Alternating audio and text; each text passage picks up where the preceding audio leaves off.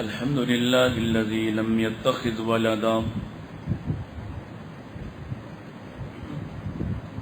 ولم يكن له شريك في الملك ولم يكن له ولي من الذل وكبره تكبيرا.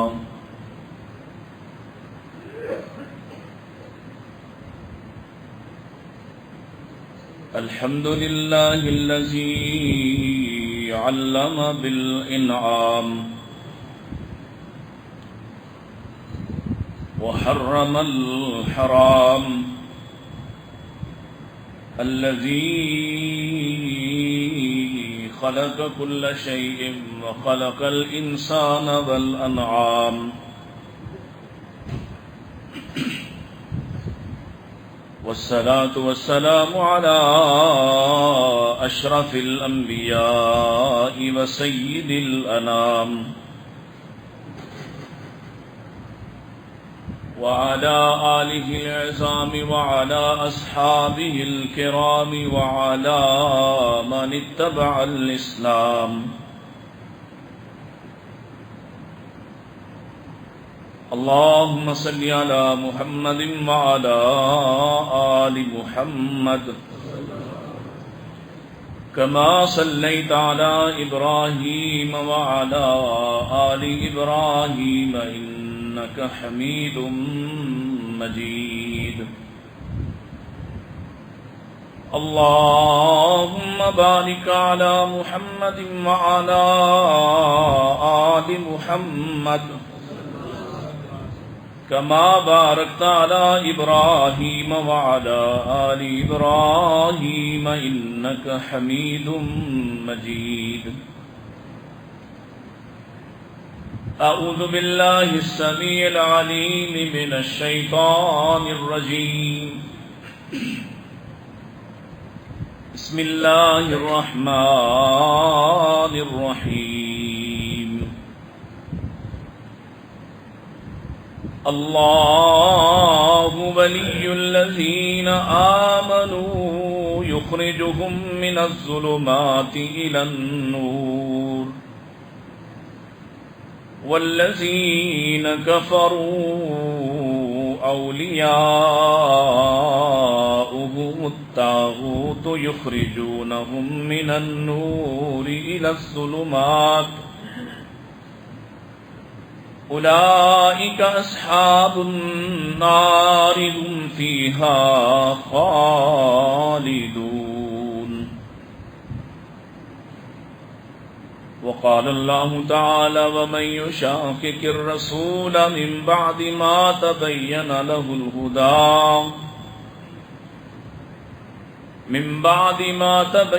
له الهدى ويتبع غير سبيل المؤمنين نوله ما تولى ونصله جهنم وساءت مصيرا.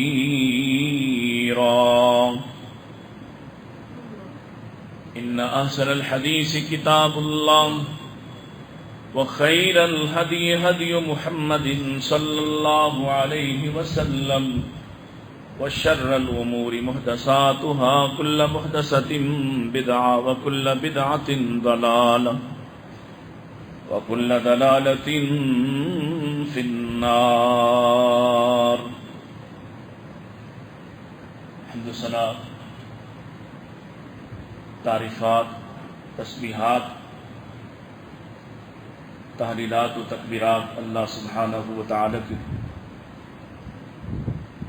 جس کے بے شمار ان گنت لاتعداد ثناء ہے، جو سراپا احسان ہے، حقیقی محسن ہے، اور جس نے ہمیں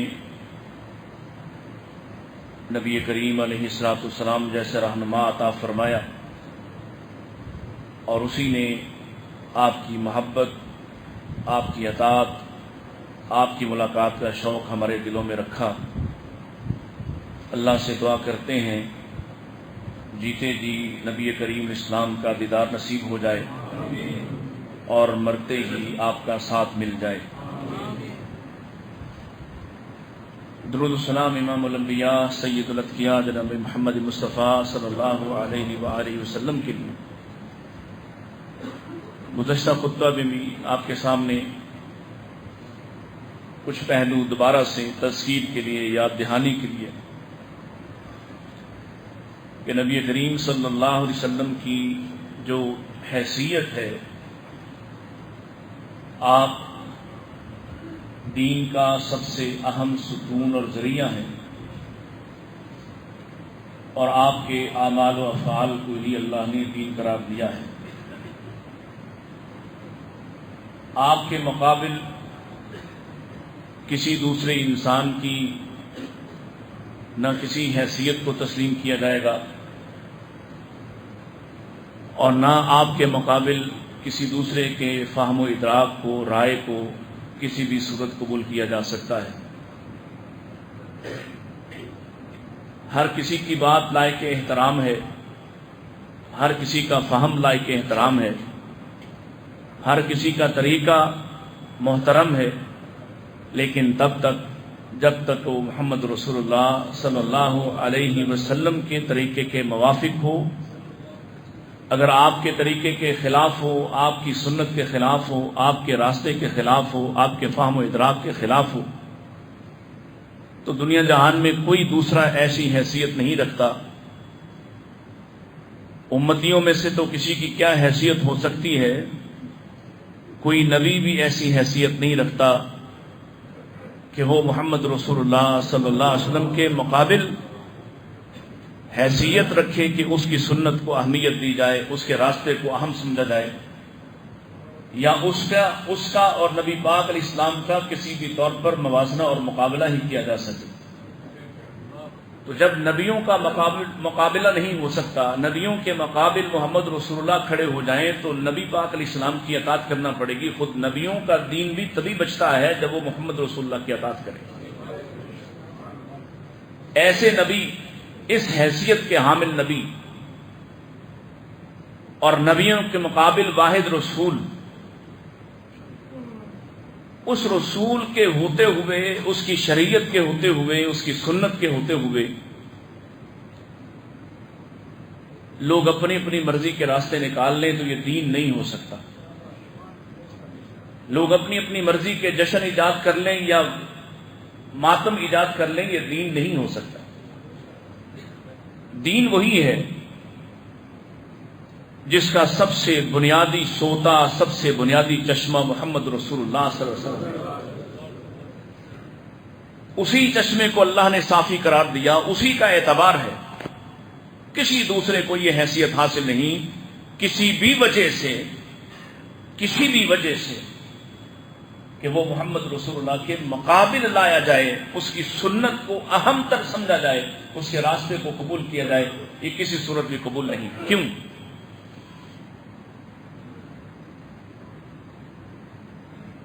ائمہ سلف کے ہاں یہ اصول ہیں۔ پہلا، لا یتصور الاسلام بلا سنہ، ایسا کوئی اسلام ہو ہی نہیں سکتا جس میں محمد رسول اللہ کی سنت نہ ہو۔ وہ اسلام نہیں ہے، وہ اسلام نہیں ہو سکتا جس میں محمد کی سنت نہ ہو۔ ایسے اسلام کا تصور بھی محال ہے۔ اب آپ دیکھیے، اگر اس اصول پہ جائیں تو آج لوگوں نے کتنا کچھ ہے جو دین بنا کر پیش کر لیا اور اس کو اسلام سمجھتے ہیں، اور جو اصل اسلام ہے جس پر رسول اللہ کی گواہی، آپ کے کردار، افعال، اعمال کی گواہی ہے، اسے اجنبی سمجھتے ہیں۔ اور اللہ کے پاک حبیب صلی اللہ علیہ وسلم نے ارشاد فرمایا تھا، ایک زمانہ آئے گا جیسے اسلام اجنبیت سے شروع ہوا تھا، ایسے ہی یہ دوبارہ سے اجنبی ہو جائے گا۔ فرمایا بدا اسلام غریبا، جب یہ اسلام آیا نا، یعنی نبی پاک لے کر آئے، پیغام لے کر آئے، حق لے کر آئے، بینات لے کر آئے، اللہ کی طرف سے دین کو واضح کرنے آئے، تو لوگوں کے ہاں یہ دین اجنبی تھا، یہ انوکھی بات تھی، لوگ اس کو قبول کرنے کو تیار۔ اور دراصل وہ کس بات کو نہیں مانتے تھے؟ اگر ہم قرآن و سنت کے دلائل کو دیکھیں تو توحید کا وہ تصور جو آج ہمارے ہاں رائج ہے، مروج ہے، اسی طرح کا توحید کا تصور مکہ کے کفار کا بھی تھا۔ ما سوی اللہ کو دیے گئے اختیارات جو آج دیے گئے ہیں، اسی طرح کے اختیارات اس وقت بھی ما سوی اللہ کو دیے جاتے تھے۔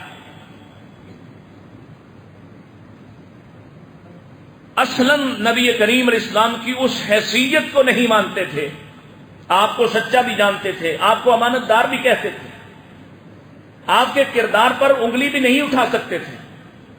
کبھی ان سے ان کا کوئی دوست یار پوچھ لیتا جس کا مقابلہ کرتے ہو وہ کیسا ہے، تعریف بھی کرتے تھے۔ تو اختلاف کیا تھا؟ نبی نہیں مانتے تھے، اچھا انسان مانتے ہیں، اعلی نسل کا مانتے ہیں، حسین و جمیل مانتے ہیں، سچا مانتے ہیں، کردار کا اعلی انسان مانتے ہیں۔ نہیں مانتے تو نبی نہیں مانتے، تو نبی مان کر کیا فرق پڑتا ہے؟ اور ذرا آپ اپنے آپ کو، جو میں نے گزشتہ فرشتوں کی زبان سے نکلا ہوا ایک جملہ نبی کریم علیہ السلام کا بیان کردہ ایک جملہ سنایا جو فرشتوں نے آپ کے بارے میں فرمایا، محمد فرق بین الناس، محمد تو خود ترازو ہے، خود میزان ہے۔ کیا فرق پڑتا ہے اگر کوئی شخص آپ علیہ السلام کو نبی مان کر بھی آپ کو وہ حیثیت نہ دیتا ہو؟ نبی مانے، وہ نبی نہیں مانتے تھے، اور اب نبی مان لیں، اور نبی مان کے کیا ہونا چاہیے؟ اس کے بعد بھی میری مرضی، اس کے بعد میرا جسم میری مرضی، اس کے بعد میرا مذہب میرا مسلک میری مرضی، میری نماز میری مرضی، یہی ہے نا؟ میرے اخلاق، وہابیاں دی پریشانی، میرے اخلاق میری مرضی، میری دکان میری مرضی، میری معیشت میری مرضی۔ کیا کہتے نبی مان کر؟ ہاں، ان کی بات کروں تو آپ کو بڑا اچھا لگتا ہے، اور آپ کی طرف آ جائے معاملہ، وہ کہتے ہیں نماز ہماری مرضی کی، اور آپ کہتے ہیں اخلاق ہماری مرضی کے۔ ٹھیک ہے نا؟ تو ہر کسی نے کہیں نہ کہیں اپنی مرضی کو داخل کر رکھا۔ میرا رواج میری مرضی، میرا مزاج میری مرضی، تو نبی کیوں مانا ہے؟ مکے والے سیانے تھے، جانتے تھے نبی مانا تو نہ مزاج چلے گا، نہ رواج باقی رہے گا، نہ کسی کا خیال باقی رہے گا، نہ کسی کی حیثیت باقی رہے گی۔ نبی مانا تو 100% سرنڈر کرنا پڑے گا، کیونکہ نبی مان کر اس کے بعد پھر تو یہ ایک اصول ہے، لا یتصور الاسلام بلا سنہ، ایسے دین کا تصور بھی محال ہے جو محمد کے بغیر ہو، ممکن ہی نہیں۔ آپ کو نکال دیں، واللہ العظیم یہ کتاب مجید سامنے پڑی ہے، میں رب کے گھر میں کھڑا ہوں، محمد رسول اللہ کو نکال دیں، اس قرآن کی بھی کوئی حیثیت باقی رہتی؟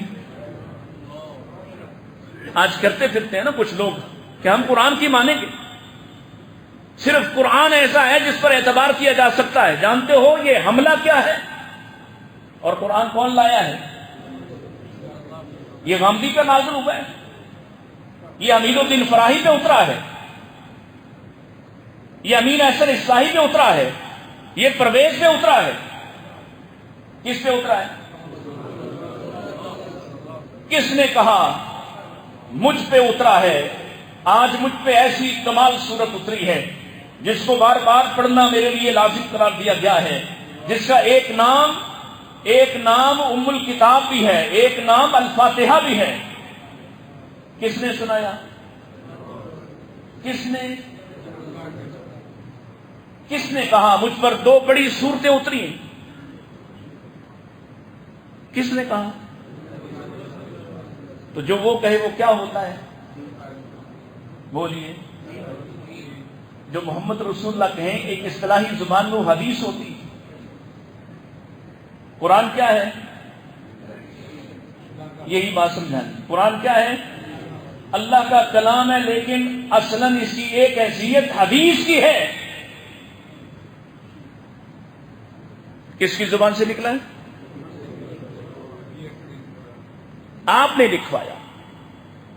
کبھی زید بن حارثہ سے کہا، کبھی ابو بکر سے کہا، کبھی امیر معاویہ سے کہا لکھو، اس سورہ کو نقل کرو، ان الفاظ کو نقل کرو، ان آیات کو نقل کرو. یہ کون لکھوا رہے ہیں؟ تو اسے نکال دو درمیان سے، یہ قرآن بھی باقی رہ سکتا. لا یتصور الاسلام بلا سنہ، محمد کے فرمان کے بغیر قرآن بھی نہیں رہتا ہے. آج سارا دین ہی اپنی مرضی کا بنا دیا، سارا دین ہی اپنی مرضی کا گھڑ لیا. کوئی کہتا ہے یہ ہمارے مرشد کی سنت ہے. اللہ کی قسم ہے کبھی ہو نہیں سکتا تھا. یہ تو جانے کس دور میں ہم داخل ہو گئے کہ کوئی شخص ایسی اصطلاحات کو غیر نبی کے لیے استعمال کر سکتا جو صرف نبی کے لیے استعمال ہوتی. یہ تھوڑی مشکل بات ہے. یعنی سنت یہ لفظ بولتے ہی آپ کے ذہن میں کون آتا ہے؟ تو جو بدبخت اٹھیں اور کہیں میرے پیر کی سنت ہے، وہ دراصل نبی کریم علیہ السلام کے اس حق پر ڈاکہ ڈالتے ہیں دھوکہ دینے کے لیے. جیسے حج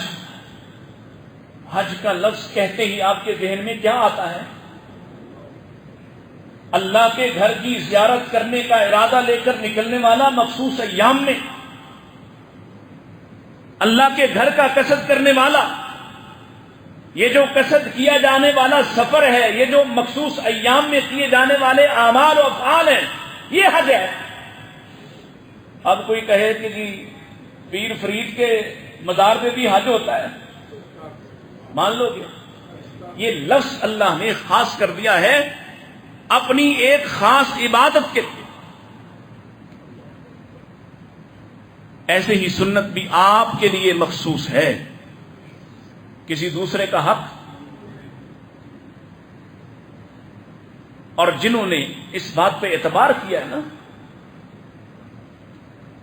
وہ نبی کی بات کو دین مانتے تھے. کس طرح سے مانتے تھے؟ کوئی انہیں کہہ سکتا تھا کہ کوئی بات نہیں ہے، نماز ایسے بھی تو پڑھی جا سکتی ہے.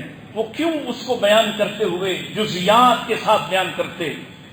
صحابی نے اس طرح سے نماز کو سیکھا ہے رسول سے، ایک ایک حرکت کو بیان کیا ہے، ایک ایک سکینت کو، اطمینان کو، حتیٰ کہ نبی کریم علیہ السلام نے کن آیات کو کس نماز میں پڑھا یہ تک بیان کیا ہے. وگرنہ اتنی احتیاط کی کیا ضرورت تھی؟ ایک ایک معاملے پر پاؤں کیسے رکھنے، یہاں سے لے کر سلام کیسے پھیرنا ہے، ہر بات نوٹ کی ہے. کیونکہ اللہ کے رسول نے ایک دفعہ کہا، صرف ایک مرتبہ، سلو پڑھیے کما رأیتمونی. یہ ایک دفعہ کہا، صرف ایک مرتبہ. اس کے بعد ایک نہیں، دسیوں نہیں، بیسیوں نہیں، سینکڑوں صحابی جنہوں نے رسول پاک کی نماز پر اس قدر توجہ دی. آج میرے اور آپ کے لیے کوئی ایک حرکت بھی نماز میں ایسی نہیں جس کے بارے میں خبر نہ ہو کہ یہ محمد رسول اللہ نے کی ہے. اور آج کوئی نماز میں اپنی مرضی کر لے. 1000 رکعت والی مسلسل نماز صلاۃ الالفیہ کے نام سے، صلاۃ الرغائب کے نام سے کوئی مشہور کر لے، یہ آیت، یہ سورہ اتنی مرتبہ رکوع کرو پھر کھڑے ہو جاؤ، پھر رکوع کرو پھر کھڑے ہو جاؤ. یہ کس نے بتایا؟ بنائی ہے نا لوگوں نے. تو ایسی چیزیں دین ہو سکتی؟ اس لیے کہ جس دین پر محمد رسول اللہ کی سنت کی مہر نہ ہو اس دین کا تصور بھی محال ہے، ممکن نہیں وہ دین ہو۔ آج لگتی ہیں ہماری باتیں اجنبی لگتی ہیں، اب تو اللہ کا شکر ہے ویسے اس ملک میں بھی کہ کوئی شہر کوئی بستی ایسی نہیں جہاں سنت کی حیثیت بتلانے والے موجود نہ ہوں، لیکن پھر بھی اتنی بڑی تعداد ہے، جاہلوں نے اتنی جہالت پھیلا رکھی ہے کہ وہ حیران ہوتے ہیں، ان کے سامنے دین کی بات کریں اجنبیوں کی طرح سے دیکھتے ہیں، یہ کیا ہے؟ قصور کس کا ہے؟ اس بدبخت کا جو نبی کے منبر پر نبی کا جانشین بن کر نبی کی سنت کو چھپاتا ہے۔ لا یتصور الاسلام بلا سنہ، نبی کی خبر اور رسول اللہ کی خبر۔ سیدنا عمر کہتے ہیں، کہہ دو رضی اللہ تعالی، آپ فرماتے ہیں بدر میں آپ کے ساتھ تھا، آپ معائنہ کر رہے تھے میدان جنگ کا، چھڑی آپ کے ہاتھ میں تھی اور آپ کہتے جاتے ہیں، نشان لگاتے جاتے ہیں، عمر کل فلاں یہاں مرا پڑا ہوگا، عمر کل فلاں یہاں مرا پڑا ہوگا۔ اللہ اکبر۔ سیدنا عمر کہتے ہیں میں نے وہ جگہ خاص طور پر ذہن نشین کر لی، چیک نہیں کرنا تھا، آزمائش نہیں تھی، لیکن دل میں خیال آیا کہ دیکھوں تو صحیح وہی مرتے ہیں۔ اور فرماتے ہیں جب جنگ ختم ہوئی میں نکلا، میں نے دیکھا میرے نبی نے جہاں جہاں نشان لگایا تھا۔ خبر دینے والا دے دے تو کل مریں گے، کہاں مریں گے یہ بھی بتا دیتا ہے، اور خبر نہ دے تو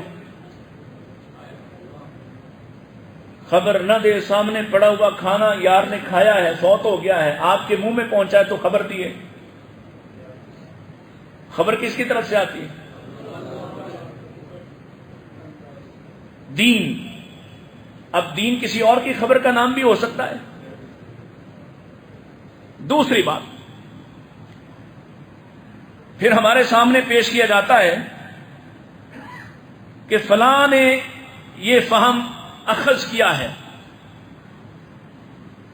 تو ائمہ سلف یہ بنیاد کھڑی کر گئے، لا یفہم الاسلام بلا سنہ، سنت کے بغیر کسی فہم کو تسلیم نہیں کیا جائے گا۔ ہر کسی کی فہم و ادراک اہم ہے، محترم ہے، لیکن اگر رسول اللہ کے فہم کے خلاف ہو۔ اب ہمارے بھائی مدارس میں قدیم شعراء کے اشعار سے عربی زبان کے بعض جملوں اور الفاظ کو اخذ کرتے ہوئے بعض باتوں کا معنی مفہوم متعین کرنے کی کوشش کرتے ہیں۔ یہ بھی تھوڑی مشکل بات ہے لیکن آسان کرنے کی کوشش کرتے ہیں۔ پھر سمجھیے، رسول اللہ سے پہلے کے اشعار کہنے والے جاہلی شعراء عربی زبان کا، قرآن کے کس بات کا، قرآن کے کس لفظ کا، حدیث کے کس لفظ کا کیا معنی ہو سکتا ہے، اخذ کہاں سے کرنا ہے؟ سابق شعراء کی زبان سے۔ ہے عقل کی بات؟ بولو، عقل کی بات ہے؟ ابو بکر عربی تھے؟ بولو، عربی تھے نا، عرب میں پیدا ہوئے، اور اللہ کی قسم ہے ایک نہیں دو نہیں دسیوں مثالیں پیش کر سکتا ہوں۔ نبی کریم علیہ الصلوۃ والسلام کے بعد اگر کوئی اپنے فہم و ادراک میں معانی کو جلد اخذ کر لینے والوں میں سب سے پہلے نمبر پر نمایاں ترین حیثیت کے ساتھ کھڑا ہوتا ہے تو ابو بکر ہے۔ لوگ ابھی جس بات کو سمجھ نہیں پا رہے ہوتے اس بات کو بھی ابو بکر سمجھ لیتے ہیں۔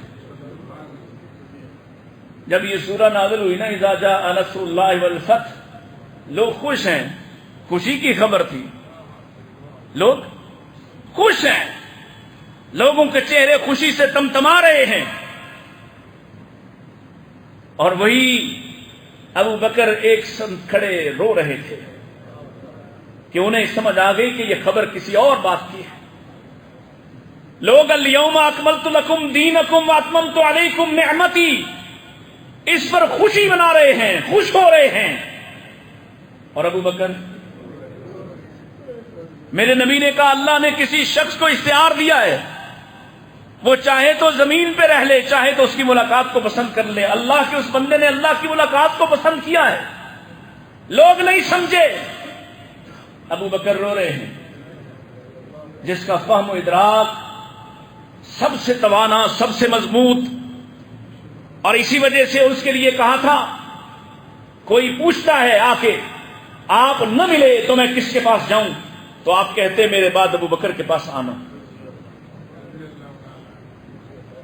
کسی کو آپ نے عمومی طور پر کہا، اقتدوا بالذین من بعدی ابی بکر و عمر، میرے بعد اگر کسی سے مسئلہ سمجھ سکتے ہو، کسی کی اقتداء کر سکتے ہو، کسی سے دین لینا ہے اطمینان والا، اعتبار والا، تو ابو بکر عمر کے پاس آنا، ان کی اقتداء کرنا.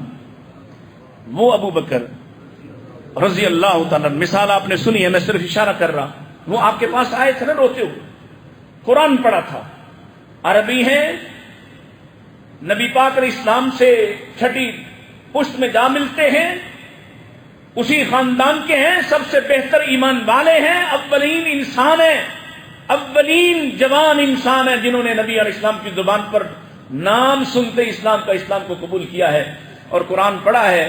من یعمل سوءا یجز بہ، اس آیت کو پڑھ کر روتے ہوئے نبی پاک کے پاس آئے تھے. آپ نے پوچھا کیوں رو رہے ہو، کیوں روتے ہو؟ کہا تھا قرآن کہتا ہے جس نے ایک بھی غلطی کی اس سے بدلہ لیا جائے گا، اس کو سزا ملے گی. پیارے حضور، کون بچ سکے گا؟ کون ہم میں سے کسی جرم، کسی خطا سے پاک رہ سکتا ہے؟ کوئی نہ کوئی غلطی تو ہر کسی سے ہو سکتی ہے. آپ نے فرمایا ابو بکر ایسا نہیں ہے، ایسا نہیں ہے. سمجھایا، فہم، غلطی لگ گئی ابو بکر کو بھی، اور آپ نے سمجھایا. پوچھا، پہلے 3 سوال پوچھے. الست تمرض، بیمار پڑتے ہو؟ الست تحزن، غم آتا ہے؟ الست تصیبک، تجھے کوئی مصیبت بھی آتی؟ ہاں اللہ کے رسول، مصیبت بھی آتی، غم بھی آتا، بیمار بھی پڑتا ہوں. کیا کرتے ہو؟ کہا اللہ کے رسول صبر کرتا ہوں. فرمایا وہ جو صبر کرتے ہو ذاک بذاک، وہ جو تیری چھوٹی چھوٹی خطائیں ہیں، وہ جو انسان سے غلطیاں کوتاہیاں ہو جاتی ہیں، انجانے میں چھوٹے چھوٹے جرم ہو جاتے ہیں. اے ابو بکر، انسان جب بیمار پڑ کے اللہ کی رضا پہ راضی رہتا ہے، اللہ سے ہی دعائیں کرتا ہے، اللہ کو ہی پکارتا ہے، جب مصیبت میں اللہ سے صبر کی دعائیں کرتا ہے، صبر کرتا ہے، جب غموں کے حالت میں اللہ کی رضا پہ راضی رہتا ہے، یہ غم، مصیبتیں، بیماریاں برداشت کرنے کی وجہ سے اللہ ان چھوٹی چھوٹی خطاؤں کو ویسے ہی معاف کر دیتا.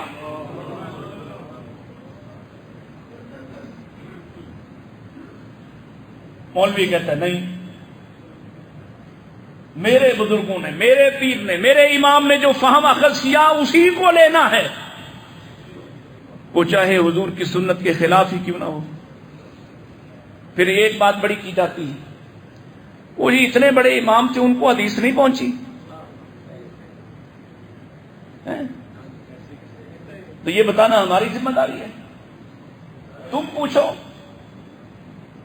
تم جاننے کی کوشش کرو نا کہ اتنے بڑے امام کو حدیث کیوں نہ پہنچی، اور نہ پہنچی تو وہ امام تو کہتا جائے جب حدیث مل جائے میری بات کو چھوڑ دینا، تو نہیں چھوڑتا. وہ تو بیچارے کہہ گئے، وہ تو کہہ گئے ایک مسئلے میں صبح میری رائے اور ہوتی ہے، دوپہر میں اور، رات کو اور ہوتی ہے.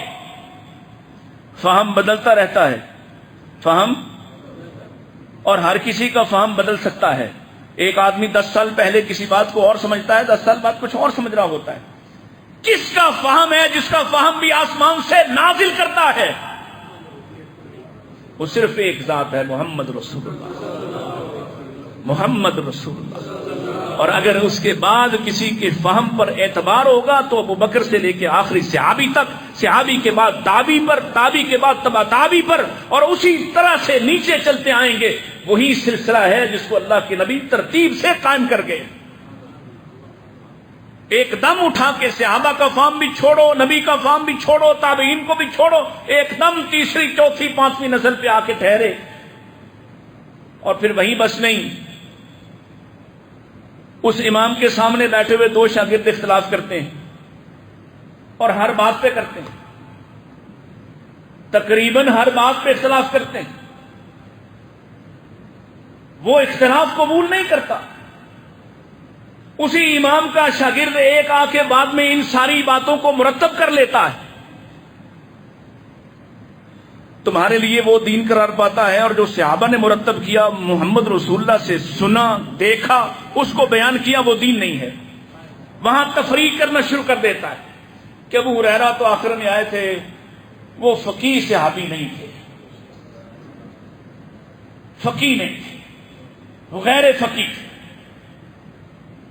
انہوں نے وہ معانی اخذ نہیں کیے، وہ اندر جا کے کہیں معانی کو، میں نے گزشتہ جمعہ کہا تھا نا، ایک الزام ہم پہ لگتا ہے، وہ یہ سیدھا سیدھا ہی مان لیتے ہیں. تم دینا جواب جا کے کہ تم نے سیدھا سیدھا نہیں مانا، یہی ہوگا نا. اور ہم کہہ دیں گے انشاءاللہ کہ اللہ جو تیرے نبی کی بات سے سیدھا سا مطلب نکلتا تھا، ہم نے اس کو مان لیا ہے. ہمیں نہیں پتا اس کے اندر غوطہ زن ہو کر کیا کچھ نکلتا. تیرے نبی نے کہا سلو کما رأیتمونی اصلی، ہم نے مانا. تیرے نبی نے کہا سلو قبل المغرب، نماز مغرب سے پہلے 2 رکعت پڑھو، ہم نے پڑھی. تیرے نبی نے کہا جب جماعت کھڑی ہو جائے پھر کوئی سنت ہوتی نہیں، ہم نے نہیں پڑھی. تم کہنا جا کے کہ نہیں، تم نے اندر سے گھس کر کچھ نکالا ہے.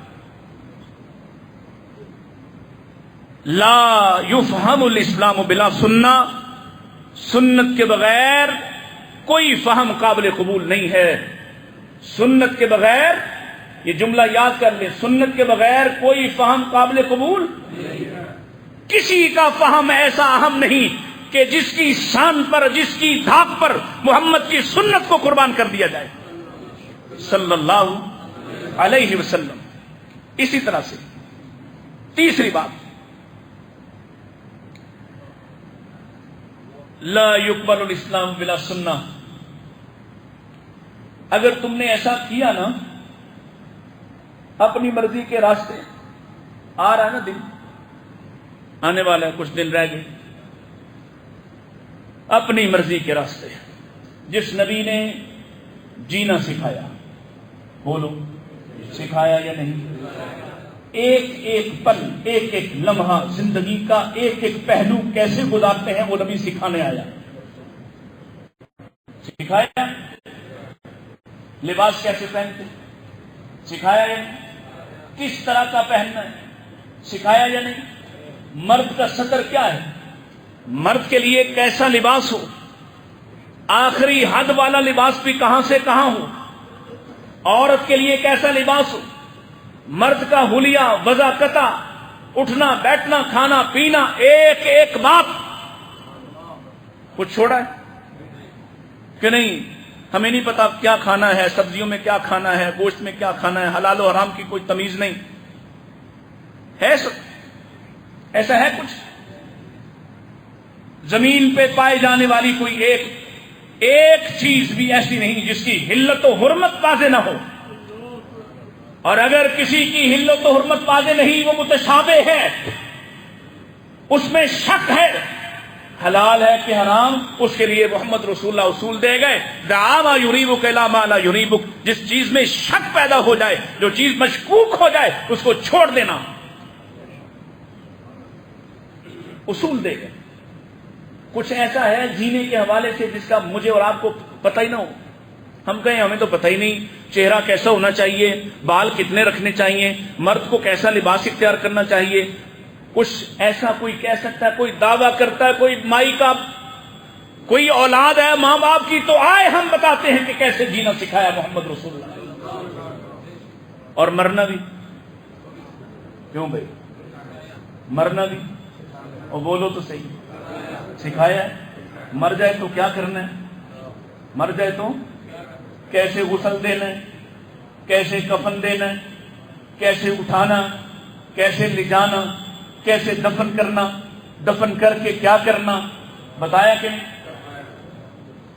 کچھ ایسا ہے جو نہیں بتایا؟ تب راستے نکالو نا کہ میرا باپ مر گیا ہے، اس سے پہلے کوئی مرا نہیں تھا، کسی کو خبر نہیں تھی، مرتے کیسے ہیں؟ نبی نے جنازے اٹھائے کہ نہیں؟ بولو، اٹھائے، دفنایا خود، اور خوش نصیب تھے وہ جن کی قبروں میں لیٹ لیٹ کے بھی دیکھا، جن کی قبروں میں، اور کئیوں پر کھڑے ہو کر ایسی دعائیں مانگی۔ یہ جو جھٹکا نماز جنازہ پڑھنے والے ہیں ان کو سمجھ نہیں آئے گی یہ بات۔ کئیوں کے جنازے پہ کھڑے ہو کے ایسی دعائیں کی، کھڑے پیچھے ہیں، زندہ ہیں، خواہش کر رہے ہیں کاش ہم پڑے ہوتے۔ یہ جھٹکا ہے۔ وہ کسی نے لکھا ہے آج ہی ہمارے ایک دوست نے کہ وہ مودودی صاحب کے جنازے میں علامہ یوسف القرضاوی آئے جنازہ پڑھانے، بڑا چرچا تھا، لوگ میلوں پیدل چل کے گئے، اور جب وہاں پہنچے بس ایک جھٹکا۔ پیارے رسول نے اگر آہستہ نماز جنازہ پڑھائی تب بھی اتنی دعائیں کی، پیچھے کھڑے ہونے والوں نے ہلکی آواز میں سنی اور سن سن کر یاد کر لی۔ گویا آپ کا معمول تھا، کوئی ایک جنازہ لمبا نہیں پڑھایا آپ نے۔ گجرانوالہ میں غالباً مولانا اسماعیل سلفی فوت ہوئے تو ان کا جنازہ پڑھانے آئے مولانا احمدین گکھڑوی، اور جب وہ جنازہ پڑھا کے گئے، گجرانوالہ کا ایک پہلوان اس نے اپنے بچوں سے کہا اور میں مر جاواں تو جنازہ انہوں نے پڑھانا۔ تم جو کرتے ہو سنت کے ساتھ، دین کے ساتھ، لا یقبل الاسلام بلا سنہ، سنت کے بغیر کوئی دین قابل قبول ہو سکتا ہی۔ اب بات ساڈے بھی پوچھتے ہیں، وہ جی کیا ہو جاتا ہے اگر وہ نماز اس طرح سے پڑھ لیتے ہیں تو ہو تو جاتی ہے۔ چلو اللہ کا معاملہ، ہم کوئی فتویٰ نہیں لگاتے، لیکن آپ سوچیں کیوں کہا سلو کما رأیتمونی؟ آپ کہہ دیتے ہیں بھائی جیسے دل کرتا ہے پڑھ لیا کرنا، جتنی دل کرتا ہے پڑھ لینا۔ کیوں؟ اگر اعمال کی قبولیت کے لیے محمد رسول اللہ کی سنت اہم نہ ہوتی تو پھر جدا جو دل کرتا، کیا خیال ہے؟ تم سے تو بہتر ہی کر سکتے تھے نا ابو بکر، تم سے بہتر عمل کر سکتے تھے اپنی سوچ کے مطابق۔ اگر اپنی سوچ، اپنی فہم کے مطابق ہی دین بنانا تھا، جشن بنا لیا۔ کہاں سے پوچھے، کہتے ہیں حرج کیا ہے، مسئلہ کیا ہے؟ آپ سے پیار نہیں ہے؟ پیار ہو تو پھر ناچ گانا جائز نہیں ہوتا؟ اور کہاں سے نکال کر لا کر نبی پاک علیہ الصلوۃ والسلام کے جشن پر جو کچھ کیا جاتا ہے، اللہ کی قسم اٹھا کر کہتا ہوں اگر آج عیسیٰ علیہ السلام اتر آئے، شاید یہودیوں سے پہلے ان بدبختوں کو قتل کریں جنہوں نے محمد کی سنت کا اور آپ کے دین کا حلیہ بگاڑ دیا ہے، حلیہ بگاڑ دیا ہے، اور کوئی غلطی تسلیم کرنے کو تیار نہیں۔ حضرت عمر کہتے ہیں یعلا بن امیہ میرے ساتھ طواف کر رہے تھے۔ اب سننا یہ جو، اور اے مسئلہ وابیوں بھی ہے، سب دیکھا دیکھی، اور تمہارا دین دیکھا دیکھی ہے،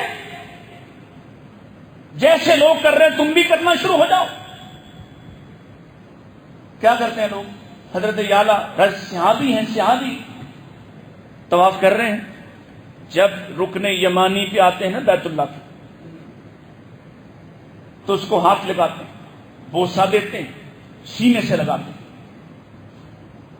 حضرت عمر نے ایک چکر معاف کیا، دوسرا آ گیا، پھر وہی، تیسرا آ گیا، یوں پکڑا کندھے سے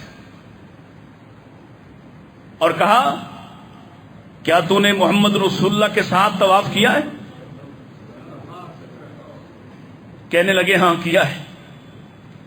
اگلا سوال، حل رأیت رسول اللہ صلی اللہ علیہ وسلم، جو تو کر رہا کیا تو نے نبی کو کرتے دیکھا؟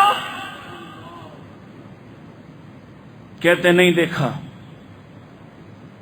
بڑا آسان اور سیدھی سی بات کہتے ہیں، کہتے ہیں پھر ویسے طواف کر جیسے محمد نے کیا، اس لیے کہ وفی رسول اللہ اسوۃ حسنہ، رسول اللہ کی ذات میں اسوہ حسنہ ہے، تیرا طریقہ قبول نہیں کیا جائے گا۔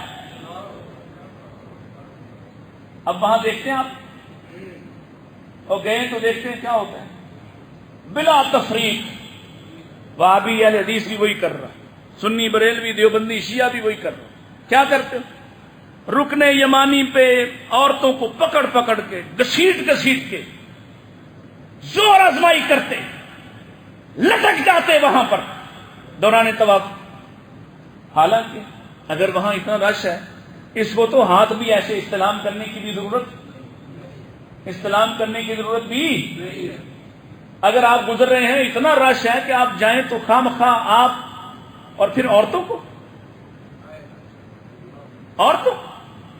گھسیٹ گھسیٹ کے ان کے جسموں کو، مردوں کے جسموں کے درمیان سے گھسیٹ کر نکال کر کہیں ہاتھ لگوانا چاہتا ہے، یہ کس کی سنت ہے؟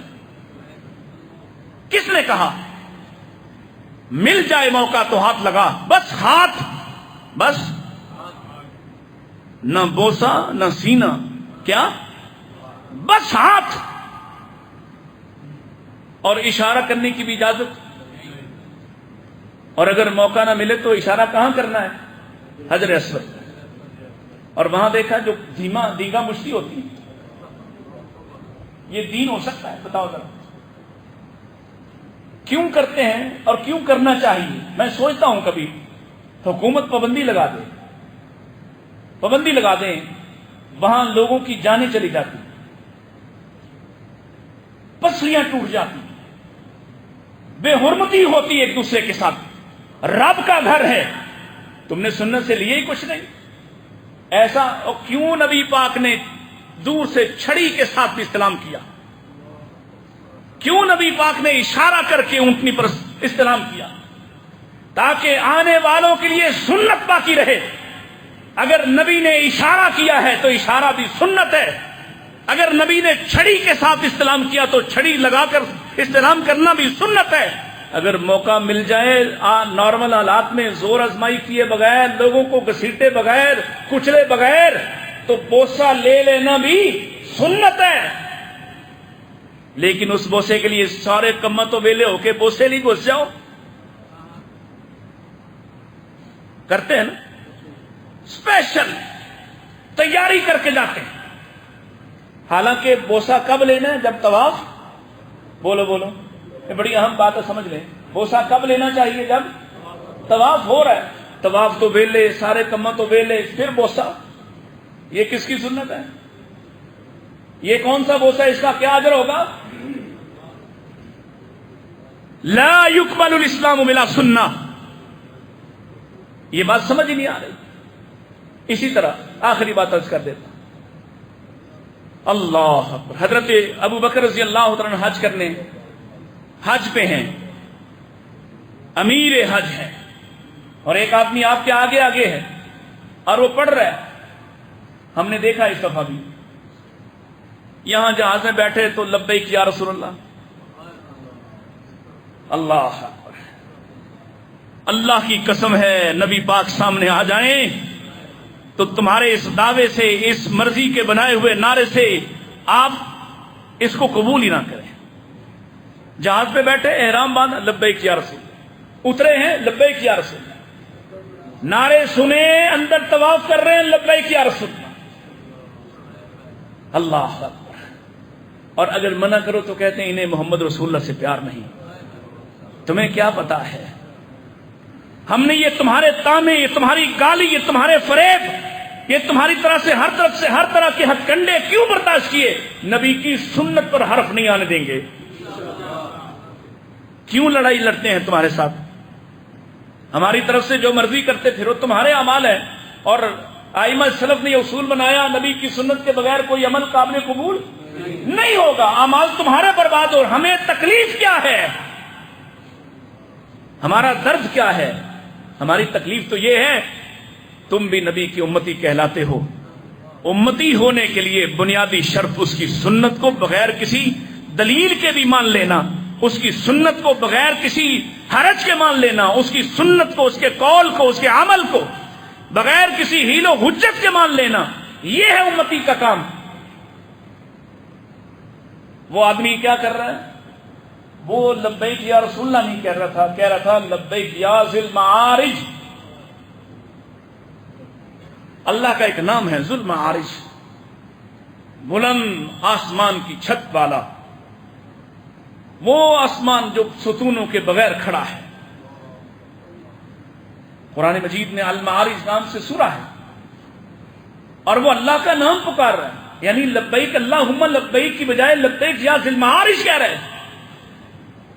لبیک اللہم بھی اللہ کے نام سے لبیک ہے، اور ادھر بھی اللہ کا نام ہی، اس کی صفت پکار رہے ہیں۔ کتنا باریک فرق ہے جو صحابہ نے سمجھایا۔ حضرت ابوبکر نے اس کو روکا اور کہا کیا کر رہے ہو؟ کہتا اللہ ہی کا تو نام لے رہا ہوں۔ فرمایا اللہ کا نام لے رہا ہے لیکن سنت پر ہم نے رسول اللہ کے ساتھ حج عمرہ کیا ہے، آپ نے ہمیں تلقین کی ہے، تاکید کی ہے، تعلیم دی ہے۔ جب رب کے گھر آنا تو کیا پڑھنا ہے؟ پڑھ لو لبیک اللہم، جو پڑھ رہا ہے نا اللہ کرے اسی سال میرے ساتھ حج پہ چلا جائے۔ لبیک اللہم،